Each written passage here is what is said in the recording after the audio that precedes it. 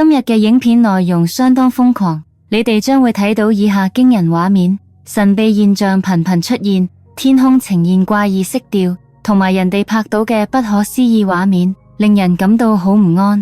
呢啲影像嚟自全球各地，佢哋留低嘅疑問始終都係一樣，我哋頭頂上究竟有咩？點解就係而家喺加拿大北部方圓寧靜嘅傍晚突然變得令人唔安？人群仰望住藍白色嘅螺旋體喺天空中慢慢形成，佢以完美嘅形狀向外擴展，邊緣泛住微光，中心卻係漆黑嘅空洞。佢唔似極光咁流動，亦唔係快速消散，空氣變得凝重，好似被無形嘅力量擠壓，周圍嘅環境仿佛都發生咗改變。官方後來推測可能係火箭燃料事件，但現場目擊者認為呢一個解釋同佢哋嘅親身經歷唔符。隨住類似嘅螺旋現象喺全球多個地方出現，天空變得越嚟越難以預測。一位農夫停低咗農活，因為田地上空出現咗唔尋常嘅景象。懸喺天際嘅係一團發光嘅霧狀巨影，慢慢而有目的咁移動住。佢唔似雲咁隨意飄散，感覺好似係被指引住咁。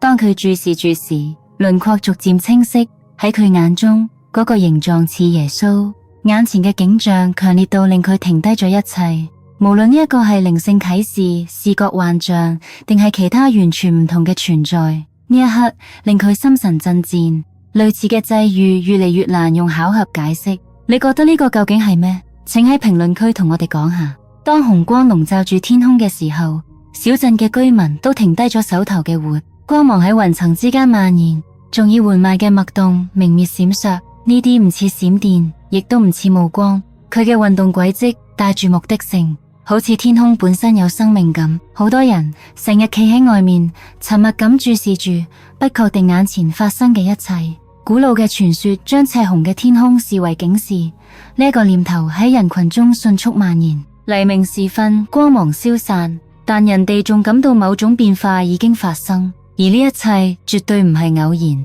上海嘅居民目睹咗一個巨大嘅發光物體無聲咁盤旋喺城市上空，佢橫跨住成個天際線，而三束較小嘅光點以精確嘅圓形軌跡喺佢後方移動，編隊保持穩定，展現出控制力，而唔係隨機性。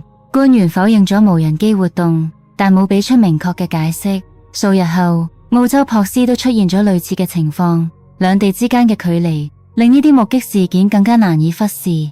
如果呢啲物體唔係人造，咁令人唔安嘅問題就依然存在。究竟係咩可以無預警咁出現喺大城市上空？喺墨西哥部分地區，居民目睹咗高空浮現嘅發光金色物體，大家都驚恐萬分。隨後該地區遭遇咗被群眾比作號角嘅深沉回響，聲波穿街過巷時，連地面都喺震顫。當光芒顯現嘅時候，佢好似懸喺空中嘅一道裂口，可見時間足夠俾人哋掏出手機拍攝。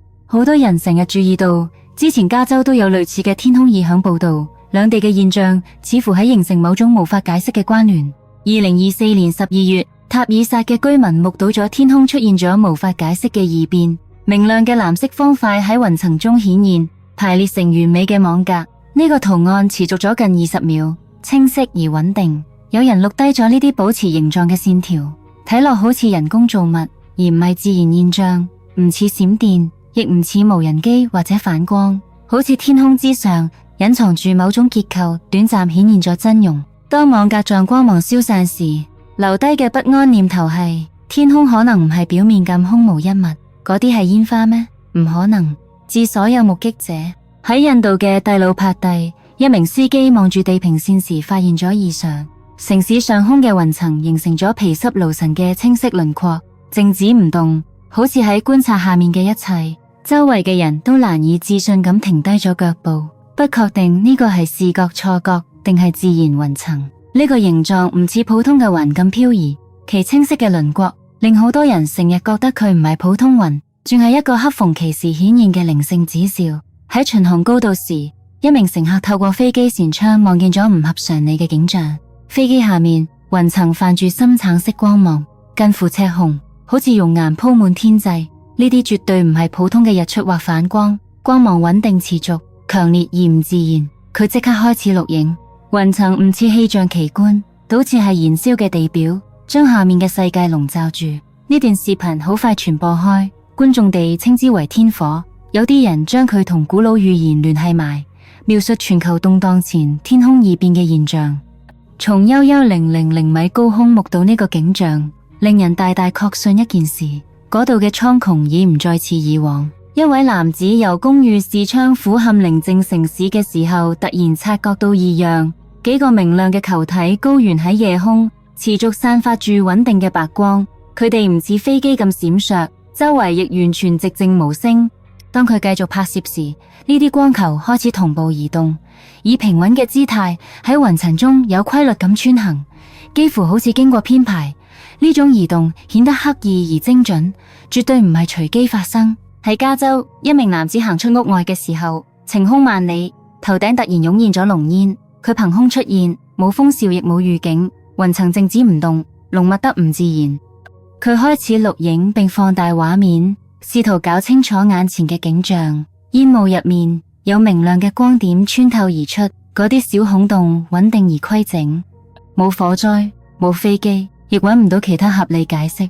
喺一切再次變化之前，錄影停止咗。喺以色列北部靠近加利利地區，目擊者錄低咗一根發光嘅巨型雲柱從地面不直升入天際。佢嘅形狀唔似煙塵，亦都唔似暴風雲。呢根光柱始終保持住完美嘅形態，即使強風席捲咗呢片區域，人哋靜靜咁企喺度，舉住手機拍攝，唔確定眼前所見究竟係咩。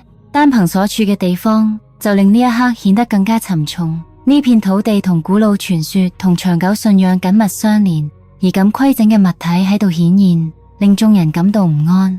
佢唔似天氣現象，更加似某種信號，好似有啲事物短暫咁連接咗大地同蒼穹。喺蘇丹部分地區，居民出門時發現天空已經唔再自然，狂風肆虐中，天空變成刺眼嘅橙紅色，籠罩住整個地平線，好似白晝正慢慢消失。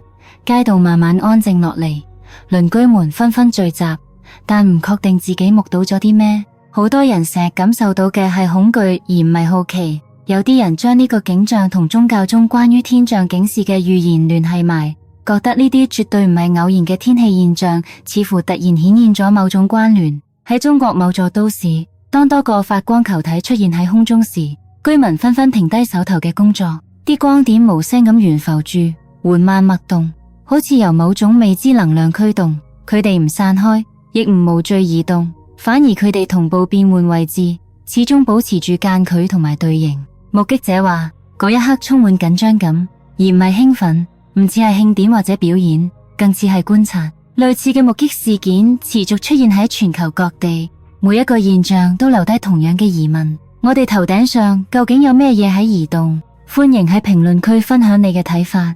站喺繁忙道路嘅橋上，一名男子注意到天空中有異常物體喺移動，佢即刻開始拍攝。鏡頭入邊嘅嘢既唔似飛機，亦唔似氣球，佢顏色暗沉，形狀怪異，且移動緩慢，幾乎係漂浮。當佢經過頭頂時，身後拖住幾條長長嘅觸鬚狀物體，下方嘅車輛仍然平穩無聲咁行駛，好似冇事發生。但呢個不明物體正懸喺人口密集區上空。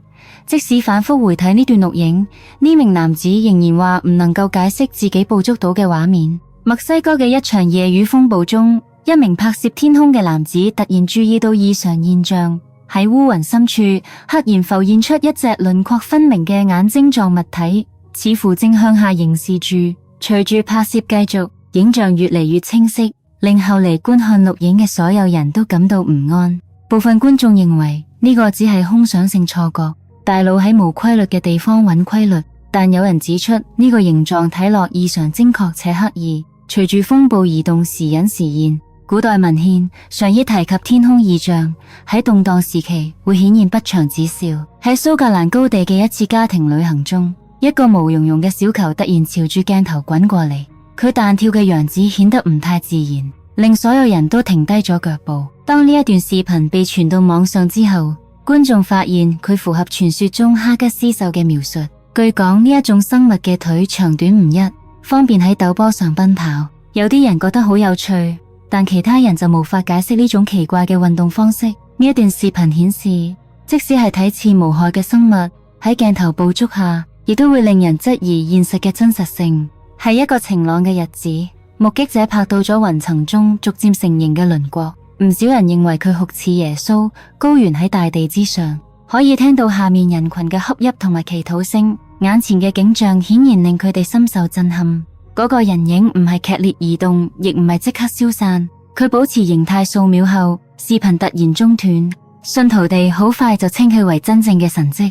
成個加州嘅維克托維爾地區居民聽到空中傳來金屬轟鳴聲後，都紛紛走出屋外。個聲響唔似雷鳴，聽落像係機械運轉嘅聲音，沉重而壓抑，仿佛頭頂有巨型結構物喺移動。當地警方出動咗，但冇揾到任何飛行器，亦冇風暴或者施工能夠解釋呢種現象。更令人唔安嘅係，聲音似乎來自高空，而唔係周圍環境。唔耐之後，其他州都出現咗類似嘅錄音，全部描述住完全相同嘅音調。宗教領袖警告話，呢啲唔係偶然事件，援引古籍記載，重大變故之前，天空總會打破沉寂。由於始終揾唔到聲源，呢啲錄音更加令人無法忽視。喺曼徹斯特機場上空，呢個英國最繁忙嘅空域之一，出現咗飛行員受訓時從未接觸過嘅異常物體。一名民航飛行員拍攝到一個實心黑色球體由雲層筆直墜落，佢冇發出任何聲響，亦冇機翼同排氣裝置，睇唔見任何支撐佢懸浮嘅系統。呢個物體以精準嘅控制力下降，停喺跑道附近，仿佛清楚知道自己嘅目的地。後來嘅雷達資料顯示，就連附近嘅軍用飛機都唔能夠匹敵佢嘅速度同機動性。咁佢到底係咩？請喺下方分享你嘅理論啊！一名探險者進入偏遠洞穴時，本以為會面對黑暗同寂靜，然而喺洞穴深處，佢見到一個人形輪廓，靜坐唔動，周圍籠罩住明亮嘅白光。嗰光芒唔似手電筒咁閃爍，亦唔會喺洞壁上投下反光。呢一道光似乎直接係從嗰個人影身上散發出嚟。拍攝嘅男子震驚咁低聲講，唔確定自己係唔係見證咗靈異現象，定係見到咗唔該睇嘅嘢。喺呢個未被科技侵染嘅地方發現咁嘅景象，令觀眾唔禁質疑，世上仲有幾多隱秘嘅地方藏住我哋無法理解嘅事物。咁呢期嘅內容就到此為止啦。你對呢期嘅邊個發現感到最驚訝呢？或者你仲知道其他類似嘅發現呢？請喺下方同我哋一齊分享。我哋下期唔見唔散。